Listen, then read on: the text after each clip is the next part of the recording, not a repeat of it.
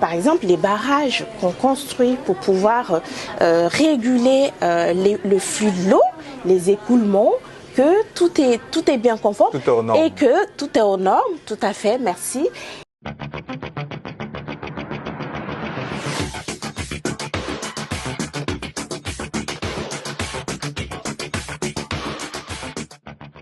Par exemple, les barrages qu'on construit pour pouvoir réguler le flux de l'eau, les écoulements, que tout est bien conforme et que tout est aux normes, tout à fait, merci, et que au fil des ans, avec le climat de l'endroit, que tout simplement le barrage ne s'assèche pas. Comment on fait aussi pour que on puisse l'entretenir dans le temps?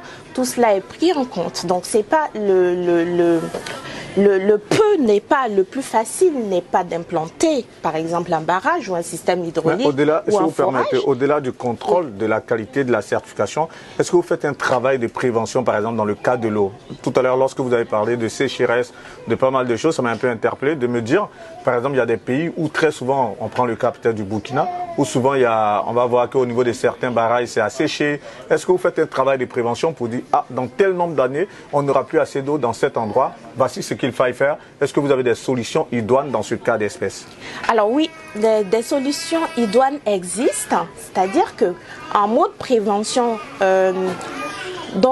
c'est quelque chose, on y va de plus en plus et en fait nos interlocuteurs nous comprennent un concept, que ce soit scientifique ou pas, ça prend du temps pour convaincre en fait. En tant qu'expert, on dit des choses, mais heureusement, de plus en plus, ces recommandations qui viennent d'experts comme nous, de prévention, sont prises en compte.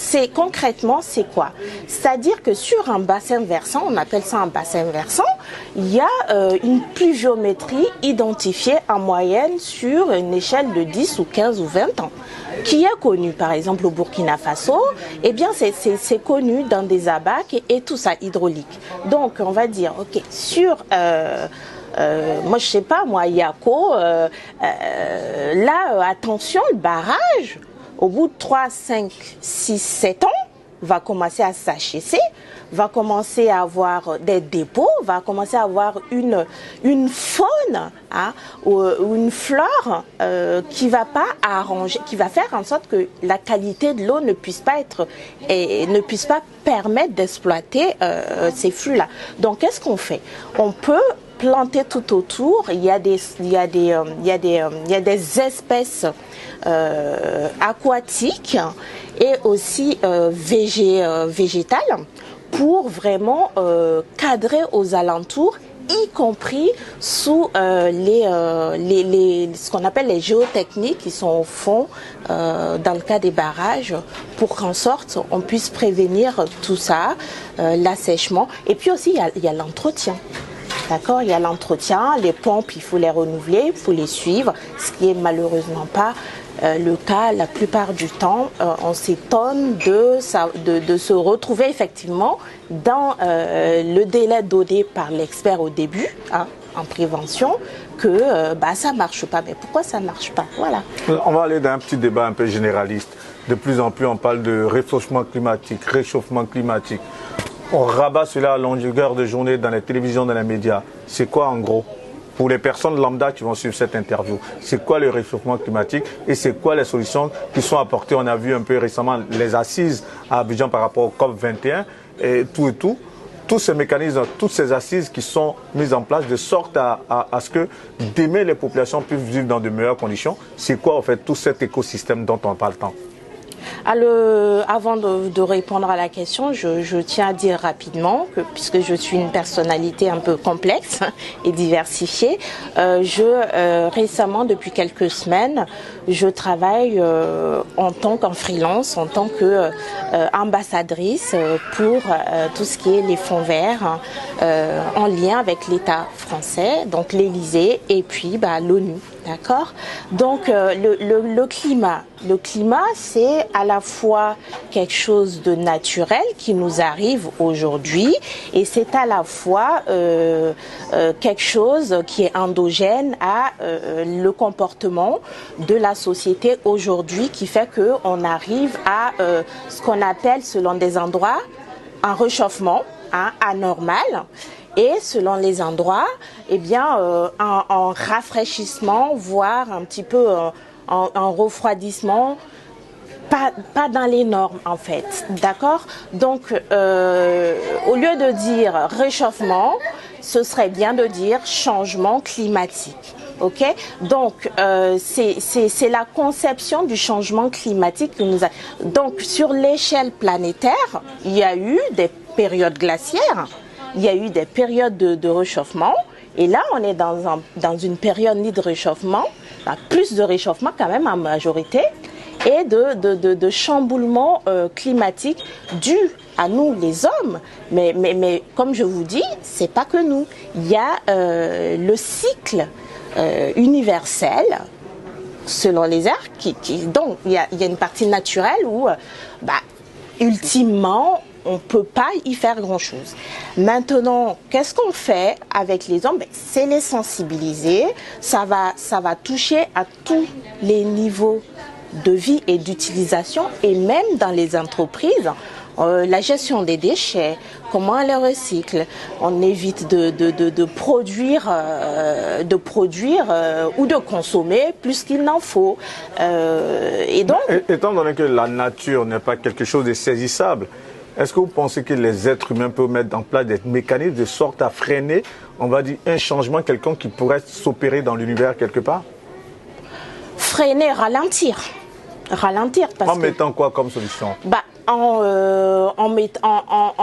plantant plus d'arbres, par exemple, c'est une solution que tout le monde reconnaît aujourd'hui, dans des sortes d'arbres, d'accord, ça peut permettre de réguler de façon infime, eh bien, en évitant d'aller creuser les ressources, trop de ressources. Aujourd'hui, on est dans un monde capitaliste, mondialisé, de consommation, où on va aller extraire des minéraux qui sont des ressources, et on parle aussi des ressources en eau, eh bien, pas consommer plus qu'il n'en faut en fait. D'accord? Donc ça peut ralentir, pas freiner, ça peut ralentir parce que en 2050 ou quand on va arriver à l'âge de nos enfants à nous ou nos petits-enfants, forcément, il va faire plus chaud dans les endroits où il y a le réchauffement climatique aujourd'hui. Mais grâce à ces petites techniques de plantation d'arbres, de réduction de consommation, voilà, toutes ces Lorsque vous parlez aspects. par exemple d'exploitation des ressources, on voit dans le domaine gazier, par exemple, aujourd'hui on tend vers le gaz vert, vers le biométhane, je crois, oui, qui est un peu une sorte de gaz un peu récupéré à partir des résidus, à partir des ordures, par exemple. Est-ce que ça, ce sont aussi des solutions qui peuvent, à la longue, aider un peu l'univers à mieux se porter et à faire face au changement climatique? Tout à fait, c'est ce que je vous disais. Mon doctorat était porté là-dessus. Donc, je vous parlais de l'Ixtivia, ça vient des déchets ménagers. Et donc, le biométhane, effectivement, c'est des solutions dites vertes, puisque c'est recyclable. Okay.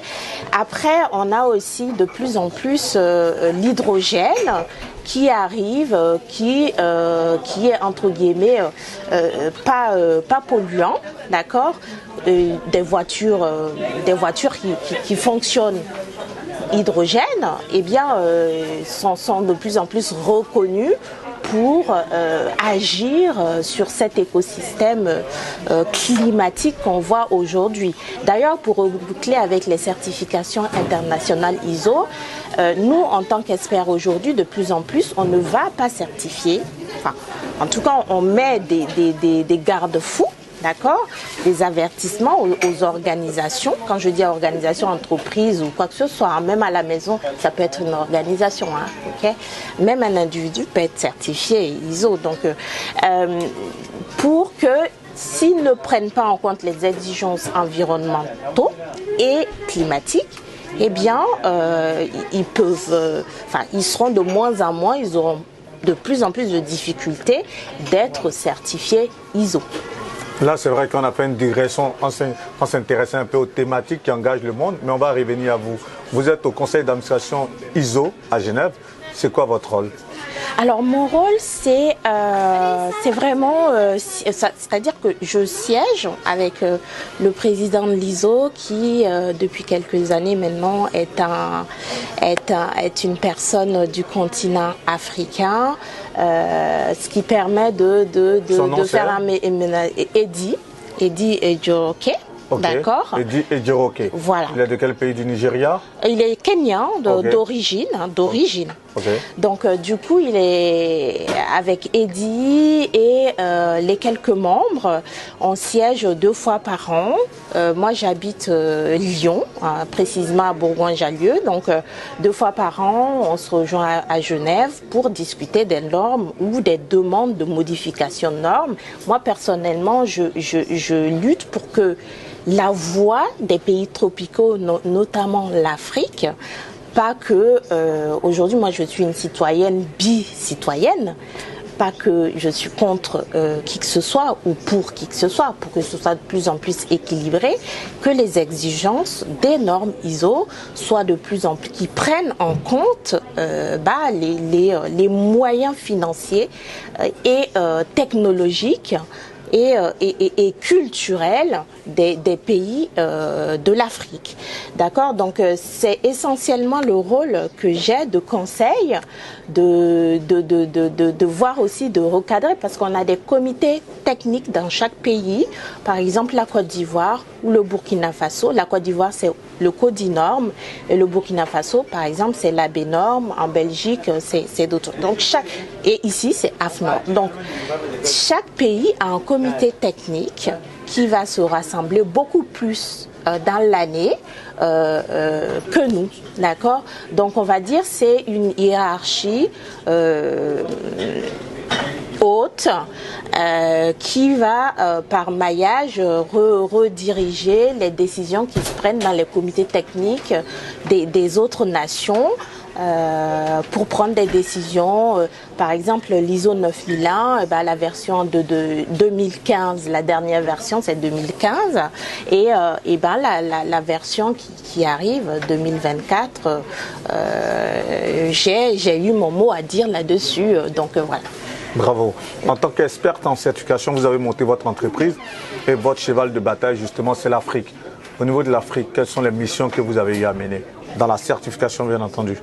Dans la certification, eh bien, on a des clients. Il faut savoir que ça fait 10 ans que GD ASM, mon groupe s'appelle GD en groupe parce que voilà, le siège il est à Lyon avec des succursales au Burkina Faso. J'ai vu que vous êtes installé récemment à Abidjan. Voilà, on va en parler tout à l'heure. Voilà. Donc en fait, GD, qu'est-ce qu'on a fait en Afrique? Eh bien, il y a des mairies, bien sûr, mes clients, nos clients. On va pas en parler, on va pas dire les noms aujourd'hui, mais on a des mairies essentiellement qui nous font confiance, où on a signé avec eux. Bien entendu, au départ, ça a été dur. Ça a été dur de les convaincre parce que depuis des décennies, nos concitoyens sur le continent se sont donnés exclusivement aux experts qui sont exclusivement occidentaux, d'accord? Maintenant, la figure de mon groupe, c'est qu'on a le choix. Est-ce que je veux travailler avec des experts occidentaux? On a 500 experts qui sont là, qui travaillent. Et est-ce qu'on veut travailler, changer de paradigme en se disant l'Afrique, l'Afrique, hein? ce qui serait pas déconnant de commencer à penser comme ça. Donc heureusement, il y a quelques-uns qui ont commencé à penser comme ça. Donc on a 2-3 mairies, grandes mairies, notamment en Côte d'Ivoire, qui nous font confiance et depuis fin 2022, on a commencé à les certifier vers l'ISO 9001 version 2015. On a aussi des hôpitaux qui nous font confiance, des bureaux d'études, voilà. Essentiellement les premiers marchés.